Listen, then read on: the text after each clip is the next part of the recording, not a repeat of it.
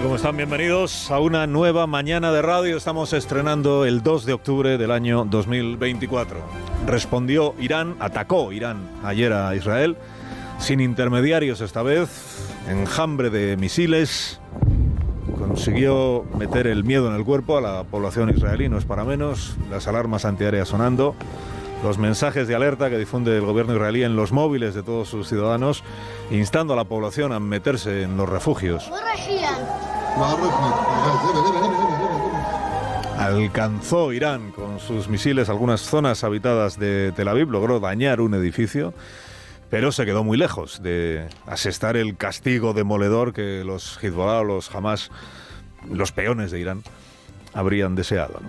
No porque no inundara el espacio aéreo israelí Irán de misiles, que sí que lo hizo, 180 según los cálculos, sino porque la abrumadora mayoría de estos misiles fueron neutralizados por el escudo antimisiles de Israel, ese sistema antiaéreo que ya frustró, lo recordarán muchos de ustedes, hace 6 meses, otra embestida parecida del régimen de Irán. Entonces, hasta ayer la pregunta era cómo, cuándo y contra quiénes actuaría Irán después del comienzo de la intervención militar de Israel en el sur del Líbano. Hoy la pregunta es si con esto de ayer Irán da por cubierto ya el expediente o si tiene intención de volver a hacer alguna cosa más.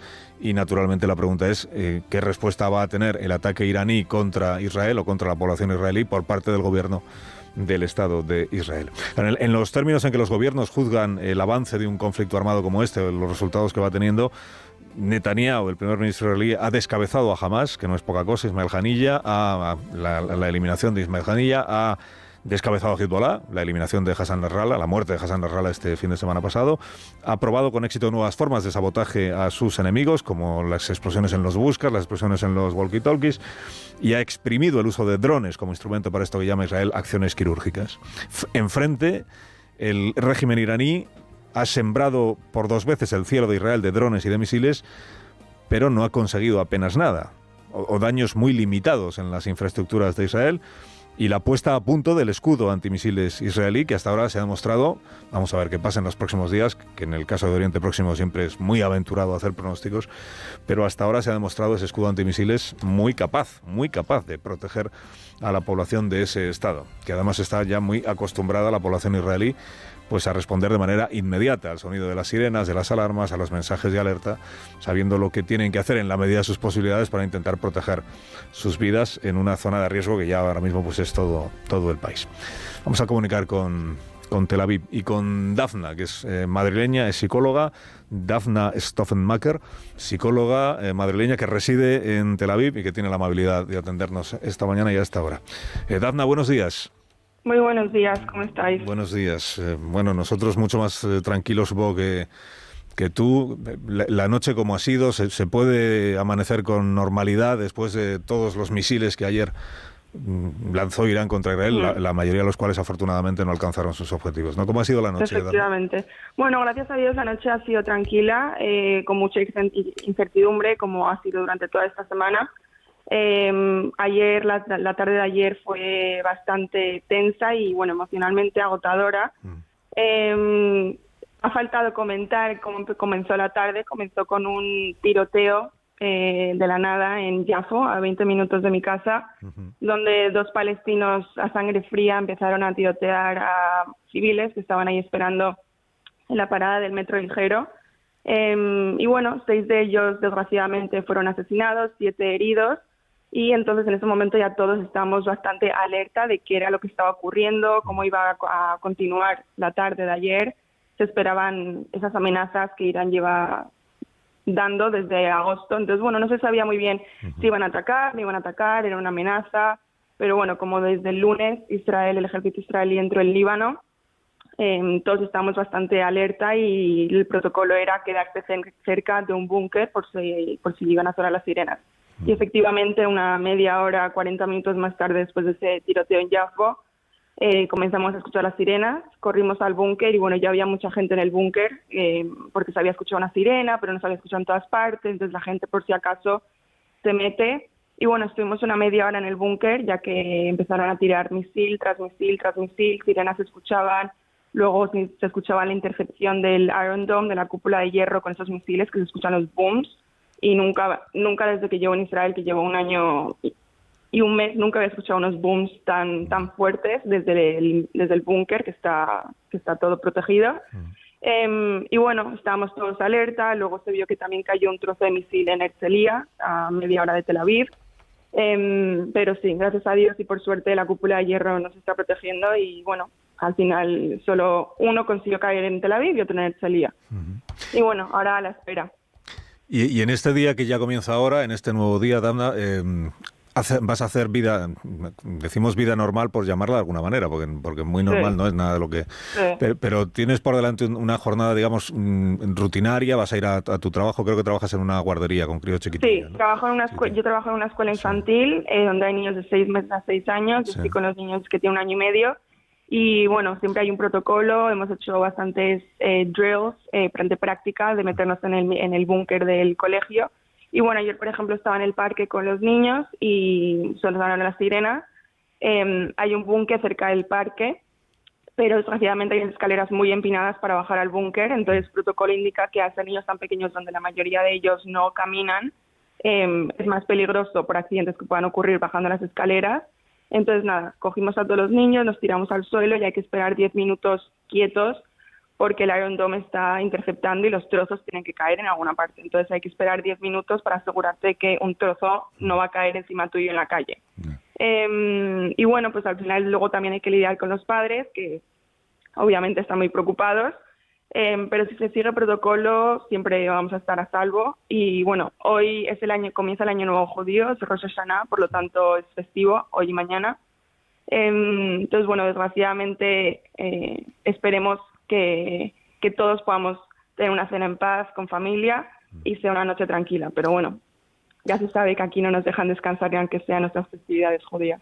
Oye, y estos niños tan pequeños, dices tú que muchos de ellos ni siquiera caminan todavía, o sea que tienen 1 año y medio o 2 años,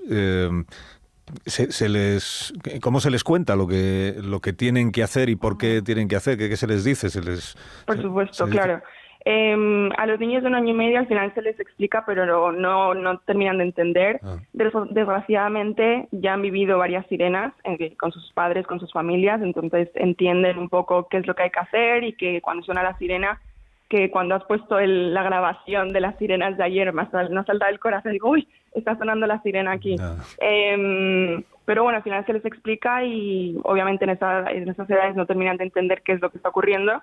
A los niños de 4 o 5 años, si en el colegio sí que se les explica un poco más detalladamente y entienden perfectamente que, por ejemplo, están en el parque, se tienen que tirar al suelo y se tienen que quedar ahí. O si estamos en el colegio, meternos en el búnker y tienen que ir de forma ordenada y estar ahí 10 minutos y luego ya se puede salir.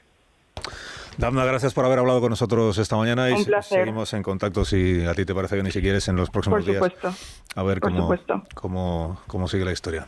Te envío Muchas gracias por escucharme.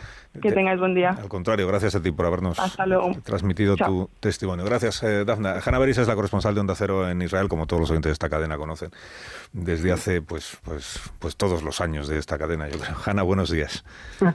Carlos, desde el 91, la Conferencia de Paz en Madrid. Buenos días. Pues todos los años que llevamos emitiendo. Bueno, a ver, antes decía yo que bien lo sabes tú, que hacer pronósticos en Oriente Próximo pues siempre es muy aventurado, pero bueno, en este momento nadie pierde de vista que Irán ya ha atacado y que podría volver a atacar, pero el gobierno israelí, digamos que está bastante satisfecho, y así lo están manifestando, de cómo ha funcionado la cúpula de hierro que nos decía Dafna, es decir, el escudo antimisiles, y dice el gobierno de Israel, dice el primer ministro Netanyahu, que va a haber consecuencias. Vamos a ver cuáles son, ¿no, Hanna? Así es, ya quedó en claro de antemano que Israel va a responder en el momento y la forma que decida, que lo considere, pero la sensación muy clara, aunque evidentemente Netanyahu cuando dijo ayer, o sea, el primer ministro dijo Irán ha cometido un craso error y pagará por ello y ya lo entenderá, no dio detalles, ¿verdad? Pero la sensación clara es que esta vez no será como el 14 de abril cuando Israel respondió a aquel ataque, el primero que Irán lanzaba directo desde su territorio a Israel y no solamente, como tú bien dijiste antes, a través de sus las diferentes partes, digamos, de sus proxies, ¿verdad? Las diferentes partes de su eje anti-israelí. Israel respondió, pero de una forma limitada, para dejar a Irán el mensaje que sepas que podemos llegar a donde tú estás. Eso está claro. Esta vez la sensación muy notoria es que Israel no se va a limitar a algo tan relativamente pequeño, digamos. La pregunta es qué tipo de blancos va a atacar. Se está, barajando diferentes posibilidades, si será blancos militares, del programa nuclear de Irán, si serán quizás instalaciones petrolíferas porque son claves para la economía de Irán, una economía que dirige gran parte de sus recursos a financiar terrorismo en la región. Pues hay especulaciones al respecto, pero lo claro es que habrá una respuesta de Israel y evidentemente eso quiere decir que seguirá la alerta. Te diré que las grandes, el gran estado de alerta que ayer de tarde se amplió también a todo el centro de Israel y por el cual yo misma recibí en mi celular, como todos, ese mensaje de emergencia del Comando de Defensa Civil, y luego estuve en 40 minutos 4 veces corriendo a refugio bajo las alarmas. Eso en la zona central se canceló, o sea, las limitaciones, por ejemplo, ayer eran 300 personas a la intemperie y solo 30 en interiores para el centro del país. Eso se canceló, siguen las limitaciones en este sentido en el norte del país, pero las cosas pueden cambiar en cuestión de segundos. De todos modos, el estado de alerta general se mantiene porque está claro que Israel va a responder y la pregunta es qué Irán hará después.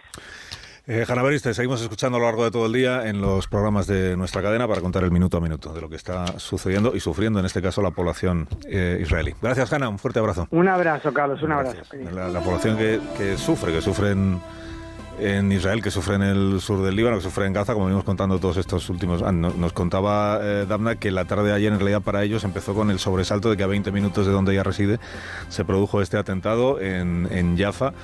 Un atentado con 7 personas con 7 personas muertas o asesinadas, y el temor de que fuera no un atentado único, sino que fuera el comienzo de una serie de atentados, que eso está también en la cabeza de los israelíes desde el 7 de octubre del año pasado. En este programa conversábamos ayer, igual usted lo escuchó, con españoles que residen en Beirut, en la capital del Líbano, que es la otra cara de esta historia, ¿no? Las explosiones en territorio libanés con autoría del ejército israelí. El edificio donde vivo, que son de 7 plantas, se sacudió. O sea, es como un poquito de terremoto, tembló, la tierra tembló en 3 ocasiones anoche. ¿Cómo lo vamos a vivir? Es decir, con angustia, con pena, con rabia, con un sentimiento de impotencia, porque es que es tremendo ver que las grandes potencias, que cuando la guerra de Ucrania inmediatamente empezaron a hacer sanciones a Rusia, aquí nadie levanta la voz en contra de Israel.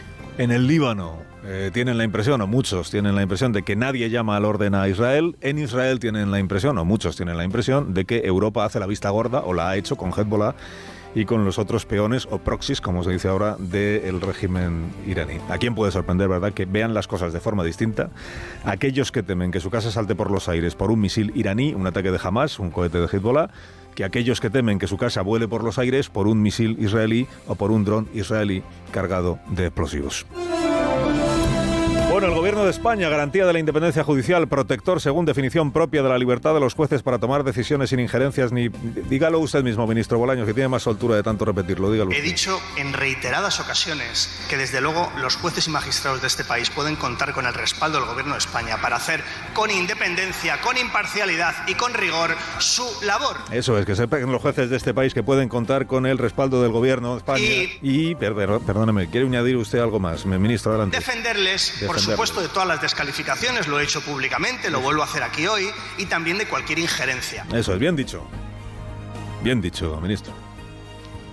Defenderles de las descalificaciones y de las injerencias, palabra del ministro de Justicia del Gobierno, con la palabra más elástica, es verdad, de la historia de los gobiernos y de las palabras. Bueno, pues el Gobierno de España, defensor de los jueces, ayer ofreció un nuevo episodio de su serial Linchemos a Peinado. Toda la fuerza de la presidencia del Gobierno y de sus ministerios subordinados contra un juez de instrucción. Esto ya no es discrepancia, ya no es crítica, ya no es campaña de persuasión, esto ya es ensañamiento con el juez Peinado. O sea, no pasa un día sin que salga un ministro o ministra a tachar al juez de prevaricador y de integrante de una conjura derechista. Cuidado, y como la Audiencia Provincial le diga al juez que puede seguir investigando, serán incluidos también los de la Audiencia Provincial en la conjura esta con Manos Limpias, Hazte Oír, el PP, todos conchados, la gran conspiración. Ayer ha faltado un ministro, salió la portavoz de todos los ministros, que es Pilar Alegría, a ejercer de comentarista de asuntos jurídicos, que es una función que no consta que ley alguna le atribuye al gobierno, pero bueno, y a predicar desde la autoridad que le da pues su condición de parte implicada, porque el gobierno asume este caso como si le afectara directamente, a predicar que no hay caso, que aquí no hay caso, que ya está bien, ¿no? La última ocurrencia comunicativa de Presidencia es esta deliciosa expresión de pedalear en la nada. 6 meses de instrucción pedaleando en la nada, donde además se ha solicitado un informe a la Guardia Civil, en este caso 2 informes sólidos y solventes, donde trasladan lo que venimos diciendo desde el primer momento, que no hay caso. Pedalear en la nada, que esto debe ser una cosa, una ignominia, ¿no? Pudiendo pedalear, ¿qué te digo yo? Pues en el agua, pudiendo pedalear en el vino de la cooperativa de la Virgen de las Viñas de Tomelloso, pudiendo pedalear en el barro, como hacen sus señorías. Bueno, traducido lo de siempre, la sobreactuación del gobierno desde que empezó este asunto, desde que el juez, la sobreactuación no desde el primer minuto, sino desde el segundo minuto, porque en el primer minuto, cuando lo de Sánchez amagando con la dimisión, hubo ministros, bendita ingenuidad, que se creyeron que de verdad el presidente podía irse. Y a partir de ese momento, pues todos a una, decía que no parezca que somos tibios, que no parezca. Bueno, ¿a qué ministro le tocará hoy, miércoles, emitir sentencia condenatoria del juez Peinado y emitir sentencia absolutoria de Begoña Gómez Barrabés y los otros investigados? ¿A cuál le tocará decir hoy blanco y en botella, pedalear en la nada? Pues lo veremos. En el rato que no dedica a arrearle al juez, pues el gobierno arrea a Feijóo, presente siempre en las ruedas de prensa gubernativas de los martes. Que no se olvide nunca darle a Feijóo. Si se opone a la semana laboral de 4 días por oponerse, si la apoya por apoyarlas. Aquí es que no hay humor. Me recuerdan un poco a ese meme, ¿no? De cuando haces la compra y lo que te llega a casa. ¿Qué ha pasado? El Partido Popular y el señor Feijóo, credibilidad cero. Cero. A Feijóo ni agua, diga lo que diga, tome la posición que tome. Luego dice el gobierno, es que el PP hace oposición destructiva, y el gobierno hace oposición destructiva a la oposición destructiva. Destructiva y reiterativa. Mucho más inteligente, digo yo, esto que hizo ayer Íñigo Errejón, y que antes había hecho Yolanda Díaz. En lugar de mandar a Feijóo a hacer puñetas por mirar ahora con cariño la semana de 4 días, pues celebrar que se haya movido hacia posiciones que sumar a bandera desde que existe. Nos alegramos profundamente, lo digo sin un atisbo de ironía, nos alegramos profundamente. Es bueno para nuestro país que esto sea así. Este debate es necesario, nos tomamos en serio que el Partido Popular haga propuestas en este sentido. Y estamos deseando debatirlas, pues claro que sí, debatir propuestas, debatir modelos, debatir lo que haya que debatir. Más fino esto que el Feijóo malo, Feijóo ultra, Feijóo menguante, Feijóo mediocre. Más fino y más educado, y más político también. Por cierto, Lobato, PSOE de Madrid, que está en el hombre intentando hacer méritos con la Moncloa, mitinando los fines de semana contra el PP con los estribillos gubernativos, pero a la vez intentando diferenciarse en algo, ¿no? Por aquello de que en Madrid, con estrategia de la Moncloa, Ayuso ha pasado de perder las elecciones a tener mayoría absoluta. Ayer hizo Lobato el gesto de sacar la cara por Isabel Díaz Ayuso y por Feijóo, después de que Maduro dijera que Ayuso es falangista, fascista, colonialista, y Feijóo como era un ladrón vinculado al narcotráfico. Pachi López también rechazó ayer las palabras de Maduro sobre Feijóo. Parece que en el caso de Pachi fue para recordar que Rodríguez Zapatero sacó la cara por Aznar cuando lo de Hugo Chávez. Que cada uno reza a sus santones. Que bien está que el PSOE rechace lo de Maduro llamando a Feijóo ladrón vinculado al narcotráfico, pero igual ha sido precisamente el PSOE quien con más ahínco se ha esforzado en mantener viva la memoria de Marcial Dorado. Carlos Alsina, en Onda Cero.